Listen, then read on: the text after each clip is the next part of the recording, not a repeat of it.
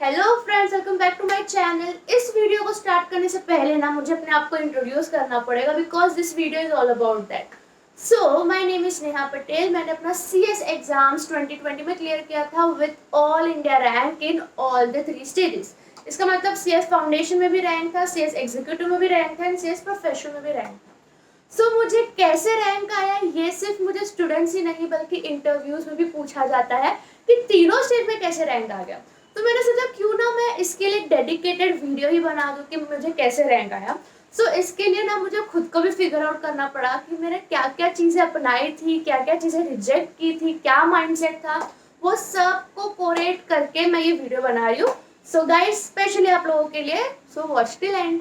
CS executive aspirants जिन्हें tax और indirect tax में प्रॉब्लम आती है ना, उनके लिए मेरे पास एक बहुत अच्छी गुड न्यूज़ है। शिखर बैच अपने स्पेशली डायरेक्ट और इनडायरेक्ट टैक्स के साथ लॉन्च हुआ है। डायरेक्ट टैक्स होगा स्टार्ट बैच 1 सितंबर से और इनडायरेक्ट टैक्स का बैच स्टार्ट होगा 3 सितंबर से। अब इसका प्लान बहुत सिंपल है और बहुत इफेक्टिव है। सितंबर में आप मॉक टेस्ट के लिए एलिजिबल हो जाओगे, नवंबर में आपको क्विक रिवीजन मिलेगा with top notch educators and दिसंबर में आपको 1 डे रिवीजन मैराथन भी मिलेगा जो बहुत इफेक्टिव है। अब ये जब आप सब्सक्राइब करेगा तो ये सिर्फ एक सब्सक्रिप्शन नहीं है, यहाँ पे आपको लाइव लेक्चर्स मिलेंगे, रिकॉर्डेड लेक्चर्स मिलेंगे। Every 4th session is a doubt solving session. इसके लिए आपको क्या करना है, आपको बस अनअकैडमी लर्निंग ऐप डाउनलोड करना है, आपको आपका गोल सिलेक्ट करना है and then you have to proceed for payment. आप मेरा CS नेहा कोड यूज कर सकते हो 10% डिस्काउंट के लिए। मैं प्राइसिंग डिटेल स्क्रीन पर शेयर कर देती हूँ।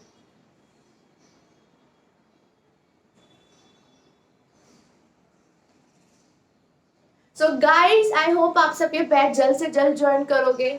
सबसे पहला चीज जो कि मुझे बहुत इंपॉर्टेंट लगा और जिसका कंट्रीब्यूशन बहुत ज्यादा है तीनों स्टेज में रैंक लाने के लिए, वो ये है कि कंसिस्टेंसी। देखो, ये बहुत छोटा सा वर्ड है कि हाँ कंसिस्टेंसी, लाइक यू नो, ऐसा लगता है कि हाँ कंसिस्टेंसी क्या है ये वो, बट इसका बहुत ज्यादा कंट्रीब्यूशन है। अब you know it is very easy to be consistent for 2 months, for 3 months, but इस कोर्स में आपको कंसिस्टेंट रहना है फॉर स्ट्रेट 3 years। 3 years बहुत बड़ा टर्म होता है, टेन्योर होता है। अब 3 साल तक आपको कंसिस्टेंट रहना है। आपके टाइम पे तो आएगा CSET है, CSET में कंसिस्टेंट रहना है, एग्जीक्यूटिव में कंसिस्टेंट रहना है, प्रोफेशनल में कंसिस्टेंट रहना है। आपको अगर आई डोंट नो, CSET में आई गेस रैंक सिस्टम हट गया है। अगर आपको CSET में मार्क्स अच्छे आए फिर आप ओवर कॉन्फिडेंस हो जाते हो कि हाँ मुझे तो अच्छा आ गया, अब क्या पढ़ने की जरूरत है, एंड आप एग्जीक्यूटिव में थोड़ा चिल होकर पढ़ोगे। ये कंसिस्टेंसी की बात कर रही हूँ मैं। यू नो, मैं ऐसे कितने लोगों को जानती हूँ मेरे टाइम पे जिनको फाउंडेशन में first rank, second rank, third rank, मतलब टॉप 5 में रैंक था, बट वो लोग एग्जीक्यूटिव में फेल हुए। क्यों? Because they were not consistent, इसलिए फेल हुए। सो हर जर्नी को, मतलब CSET खत्म हुआ, एग्जीक्यूटिव स्टार्ट हुआ, भूल जाओ CSET का मार्क्स, अब executive is a new journey. आपका एग्जीक्यूटिव हो चुका है, आप उसमें फेल हुए थे, रैंक आया था, भूल जाओ, वो पास्ट है। अब आपका प्रोफेशनल में, professional is a new journey. इस कंसिस्टेंसी की मैं बात कर रही हूँ, ये मेंटेन करना is the major contribution for securing all India rank. And इस कंसिस्टेंसी को मेंटेन करते हुए ही मैंने रियलाइज किया कि मुझे तीनों स्टेज में रैंक आई थी। सेकेंड, डिस्ट्रैक्शन से बचकर रखो। देखो, वापस मैं रिपीट कर रही हूँ, ये 3 साल का कोर्स है। आपको क्या लगता है 3 साल में आपका फैमिली सिचुएशन सेम रहने वाला है, आपके रिलेशनशिप सेम रहने वाला है, आपके फ्रेंड सर्कल सेम रहने वाला है? अरे बहुत कुछ चेंज होगा यार। आप उस सब चीज़ों से अफेक्ट भी होगे बिकॉज वी आर ह्यूमंस, हमें इमोशंस होते हैं, तो हम उन सब चीज़ों से हमें फर्क पड़ता है। बट टेल मी ऑनेस्टली, आपका समझो किसी दोस्त से झगड़ा हुआ है, फिर आप घर आके पढ़ोगे क्यों नहीं? क्यों? क्योंकि आपका मूड ऑफ है। अरे पढ़ाई ने आपका क्या बिगाड़ा है? पढ़ाई पे क्यों गुस्सा निकाल रहे हो? देखो, मैं एक सीक्रेट बताती हूँ डिस्ट्रैक्शन से बचने के लिए। डिस्ट्रैक्शन इन द सेंस, कभी किसी से झगड़ा हो गया, कभी मूड ऑफ हो गया कुछ बातों से, उन सब से कैसे बचते हैं? आपको ये बाइफोकेट करना पड़ेगा कि मेरी फैमिली, मेरा रिलेशन, मेरे फ्रेंड्स, वो सब अलग है एंड पढ़ाई अलग है। पढ़ाई की जो भी मेरे पे जिम्मेदारी है, रिस्पॉन्सिबिलिटीज है, वो मुझे फैमिली पे नहीं निकालना, और फैमिली का, फ्रेंड्स का जो भी गुस्सा है वो मुझे पढ़ाई पे नहीं निकालना है। दोनों को अलग रखो, दोनों को अपना टाइम दो। ऐसा नहीं बोल रही कि फैमिली को भूल जाओ, सिर्फ पढ़ते रहो, या सिर्फ पढ़ते रहो, सिर्फ फैमिली के साथ रहो और पढ़ो मत, ऐसा नहीं बोल रही। दोनों को अपना टाइम दो, बट प्रायोरिटी ऑब्वियसली CS होनी चाहिए। सिर्फ 3 साल की तो बात है।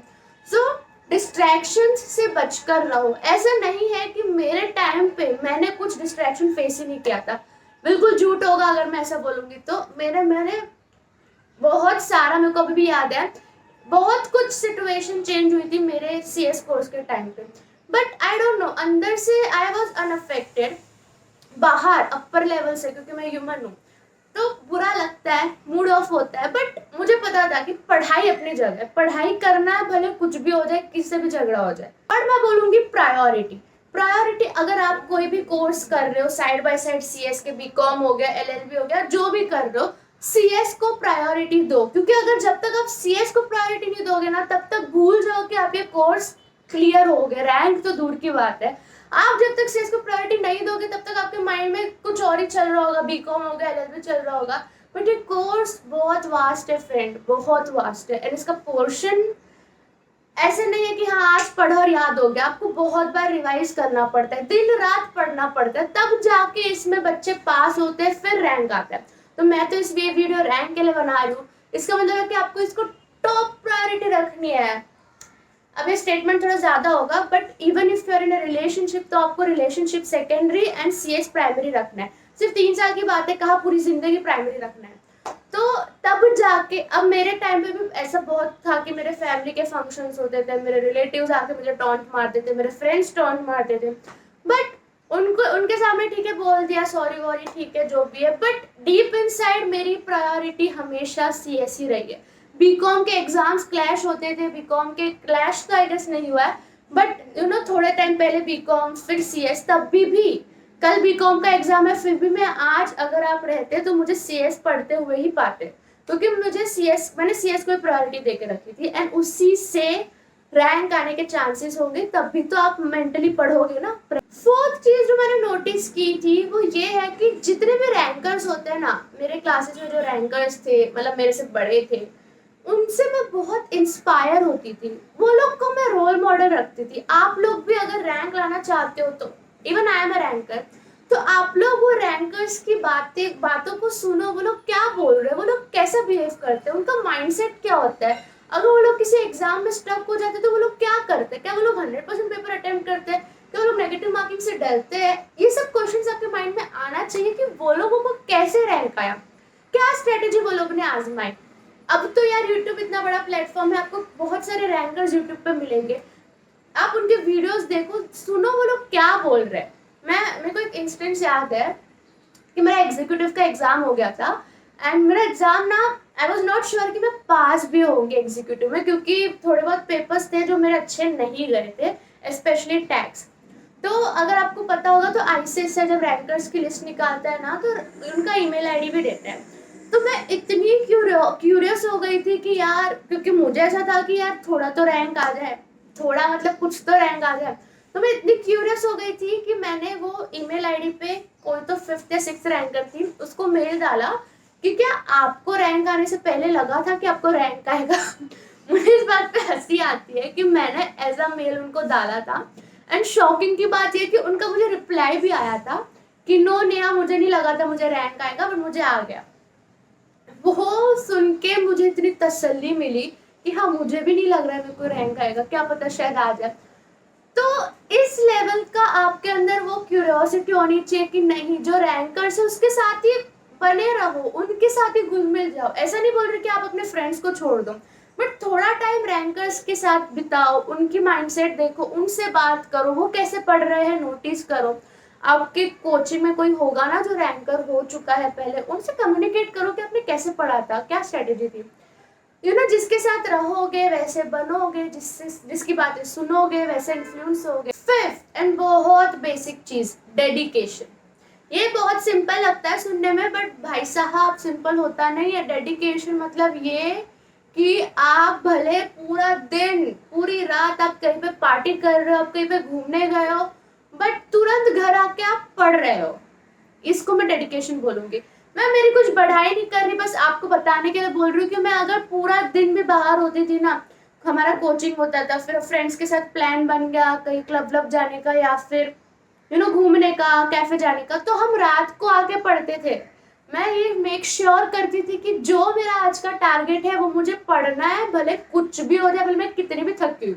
फैमिली फंक्शन में अगर मेरे को जबरदस्ती लेके जाते थे कि हाँ भाई चलना ही पड़ेगा, तो मैं उधर जाके नोट्स पढ़ती थी, बुक नहीं लेके जाती थी, बट मैं फोन में फोटो ले लेती थी कि हाँ ठीक है ये पढ़ना है, क्योंकि वैसे ही बोरिंग होते फैमिली फंक्शन, मतलब क्यों ना पढ़ ही लूँ। तो इस लेवल का डेडिकेशन आप में होना चाहिए कि हाँ भाई कुछ भी हो जाए मुझे पढ़ना है। आपने ये कुछ ऐसा नहीं है कि आपको इसमें बहुत मेहनत करनी है, वो अंदर से आता है। मैं मेहनत नहीं करती थी घर आके पढ़ने की, मेरे अंदर से आता था कि नहीं मुझे पढ़ना है। तो कुछ ऐसा करो कि आपके अंदर से आए कि हाँ मुझे पढ़ना है, कोई आपको बोलना नहीं चाहिए कि हाँ पढ़ बेटा पढ़ बेटा। अभी अंदर से कैसे आएगा, जब आप खुद बहुत पैशनेट हो।